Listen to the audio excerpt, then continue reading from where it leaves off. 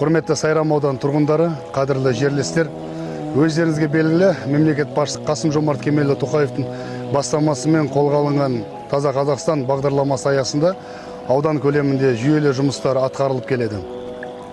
Осы мақсатта аудан аумағындағы барлық елді мекендерде абаттандыру жұмыстары, санитарлық тазалық, сенбіліктер тұрақты жүргізуде.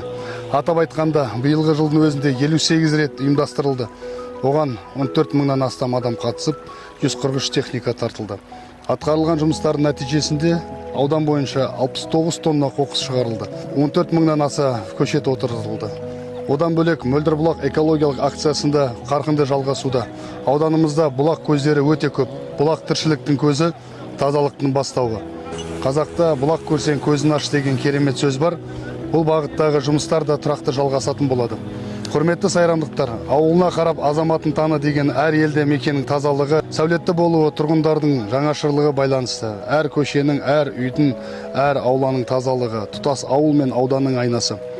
Тазалықты ұстану әкімдік немесе коммуналдық қызметтің ғана емес, әрбір азаматтың, әрбір отбасының міндет деп білем.